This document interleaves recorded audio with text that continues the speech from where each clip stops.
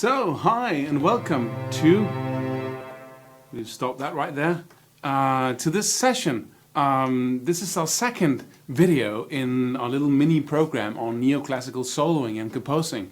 And today I'll show you how you can develop a one-scale approach to everything you do when you solo. I really just use one scale tool. It's one scale with different faces and it changes a little sometimes, but it's the same tool. So I don't have to go from minor, natural minor to melodic minor or play pentatonic here and then change the to a completely different scale suddenly. I'm just changing the way I play my one and only scale, and that's it. What happens in reality, of course, is that I do go from scale to scale, but it doesn't seem that way to me in my head as I play. And developing a one-scale-fits-all approach to soloing really simplifies what you do enormously. And that enables you to get to the point where you don't think about what you do very much. You just play. You know, when you hear an interview with some top guitar player and we come to the question of what scales and arpeggios he uses, and then he mentions 2 or 3 scale shapes and a bunch of arpeggios or scales.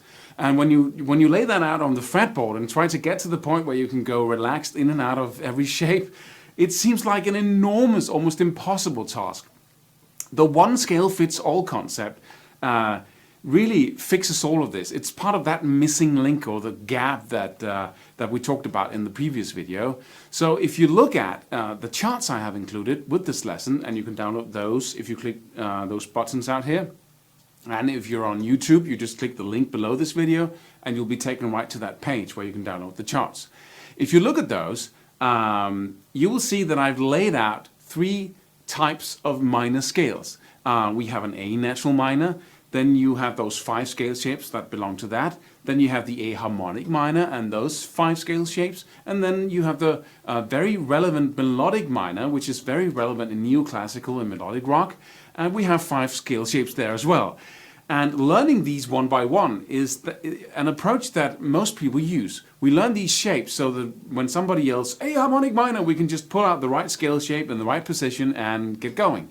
But the weakness of learning the scale shapes as individual entities is that every time we have to go from one to the other, we erase what we have in our mind and replace it with a completely different set of tools.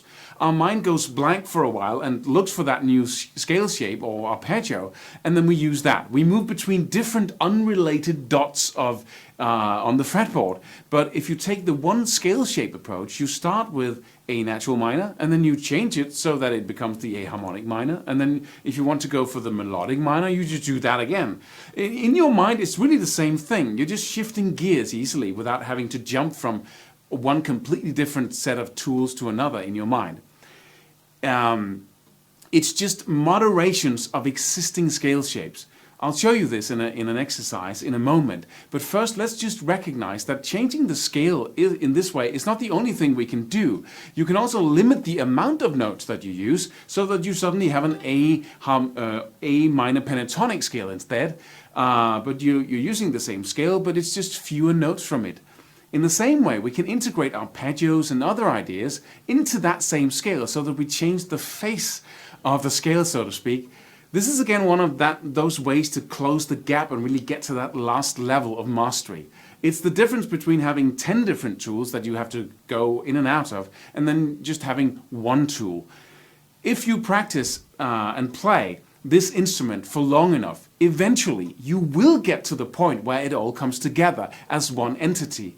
But instead of having to have 10 years of experience after you learned all the tools, let's practice integrating all these tools into one in a methodical and logical way.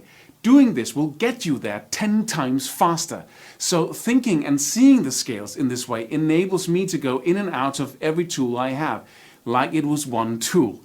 To use 3-note arpeggios, to use pentatonic scales, and everything within that same scale. And the truth is, until you have that feeling of just having one tool, one flexible thing to work with, you're not going to feel free. So instead of hoping and wishing for it to all come together in a decade, let's look at this as a specific skill and then practice it as that. Let me just demonstrate that for you so you can hear and see what that means to you.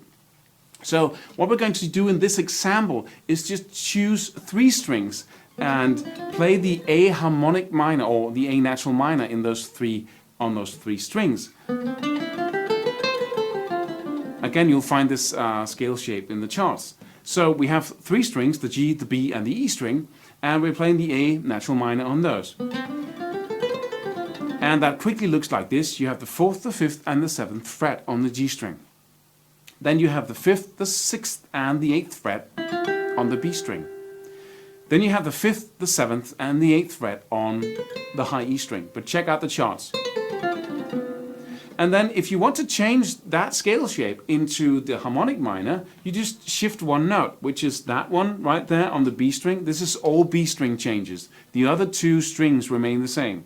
So you just shift that one note there, that last note, and push it up one fret, as you probably know. And then you have the A harmonic minor scale.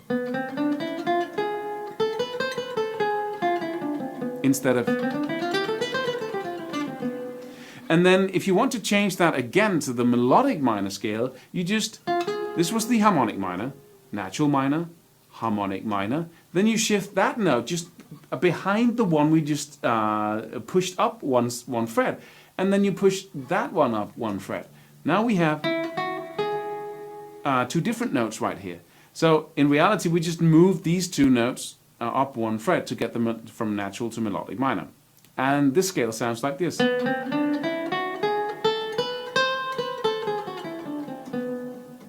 In classical music, we use this, or at least in Baroque music, we use this melodic minor scale going up, ascending. So we rarely go back, because that's more of a fusion jazz thing. So it's made for cadences, which is a concept we're going to get back to. And so that's really what it's used for. But it's very useful, and you can improvise with it and have it, and then go from natural to harmonic, and then from harmonic to melodic.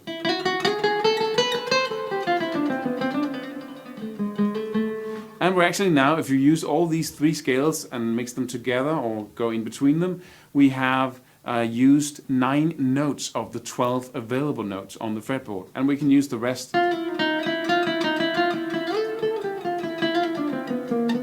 as well, which we will talk about in the program. But so let's just check out Johann Sebastian Bach's Bourrée, which uses all of these scales in one theme or song, and it sounds like this. I think you know that.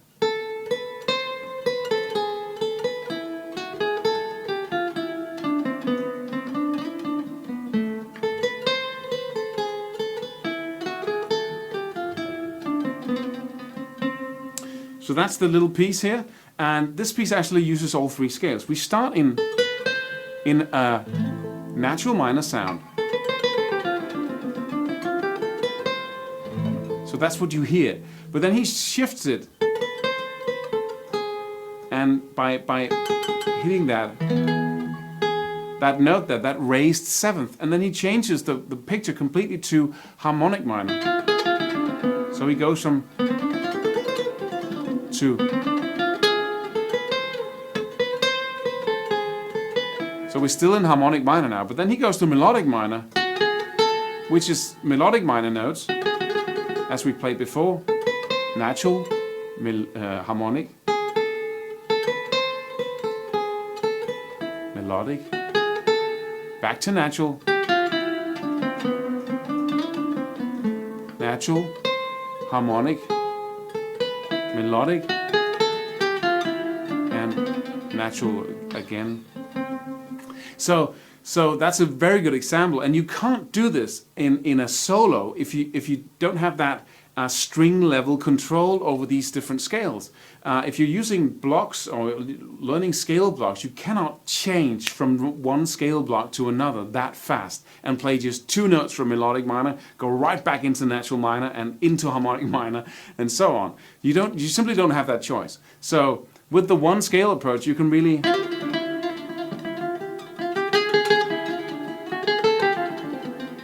use 3 scales as one. So that's really great. And let me just demonstrate that with a little jam track here. I'll put on these fancy headphones again. Now you hear an A minor. play natural minor. We go to E major chord, harmonic minor, and back to A minor again. I'm going to stay with harmonic minor. Go to melodic minor.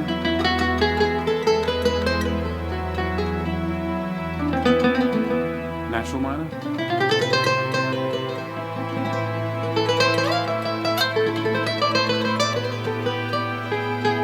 Harmonic minor. And melodic.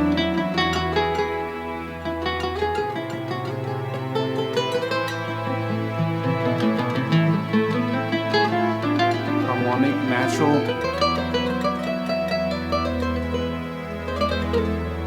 Harmonic. And so on.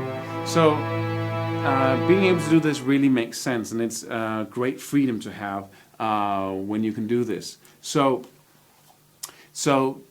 now it's actually your turn, because I'm going to stop talking now in a second, and then you can really try this out for yourself. This part of you doing it is the most important of this video, because if you just listen to what I say, nothing will really happen other than you've been entertained for a couple of minutes. It's when you get an experience of it yourself, when your lights turn on inside and you go, hey, this is really quite cool, this really works. And then what happens is you get inspired to go all the way, because you can see that you now have the advantage. You can sense that you have a strategy that works and that will take you to that final destination of freedom and control, because you can do it in a little place on the neck. Now it's not a mental concept anymore.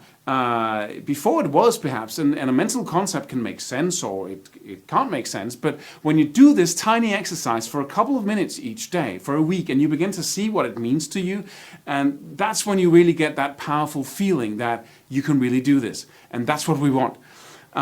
If you have this little part of the scale shape down, and you can go from scale to scale like this completely effortlessly in a week or even a day perhaps, then why not do all the other half of that scale shape and down here on those 3 scales? And if it's that easy to do too, then why not do all the other shapes as well? So when it's easy to do it in one spot, then doing the whole fretboard is also easy, right? Because it's just more of what is easy. In the Neoclassical Academy program, I'm not just going to give you all the fundamental scales and arpeggio tools you need to play any song in this style. I'm also going to train you in integrating all these tools into one tool, and I have marked out a path for you so that you can first begin to figure out what level you are on right now, because then you can also take the next step. And then you can just take one step and then take another step and then a couple of steps again.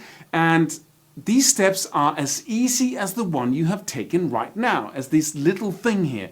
And I'm going to guide you through the practice sessions with a jam track in the background. We'll be jamming our way to this skill. And I've also included a training tool that will make sure that you can hear when to use what tool, when to use what arpeggio or a scale shape or scale. And so you can really control that part of it. When to go from natural minor to harmonic minor, when to go from natural minor to Phrygian sharp 3, when to suddenly break out into the blues scale and so on, so that you not only have your one scale that fits all tool, but you're also able to know when exactly to use what version of that one scale. Or let me be specific here. If you do the simple, enjoyable exercises to the jam tracks for just 10 to 15 minutes each day, you will very quickly get to the point where it's almost impossible for you not to use the right tool, the right scale, the right arpeggio. Because as soon as you feel that, or you sense that chord in the background change, you feel a habitual urge to just follow it with the right tool and change the tool you're using so it fits the music. I've designed a systematic, simple process of jam track guided exercises that are guaranteed to take you to that point. Guaranteed. And all you have to do is just use the jam track exercises and the one scale system at the level you are at the moment. Everyone can do these exercises, no matter if you're a beginner or a pro, but even if you don't sign up for these lessons, Start integrating your tools into one. Start thinking in one tool instead of 10 or 20. Make sure that you think in integration every time you learn a new thing, and then use the practice routine and the jam track that comes with this video.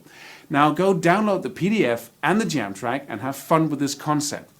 If you're already on my website, you'll find the buttons right there. If you're not, then click the link beneath this video on YouTube and you'll go to that page right away. No email required. It's just free. In the next video, we're going to look at sequencing, which is, again, a skill that isn't taught anywhere as far as I know. It's a skill that will help you become a great composer in any style of music. It will help you develop your own style of playing, and it will make it easy for you to compose neoclassical pieces and great songs. So don't miss out. And of course, you're very welcome to ask any questions you like on my website, just below the video. Or if you're on YouTube, you can just do that there, but there's not enough space for me to really answer you thoroughly. So go to my website and see you soon.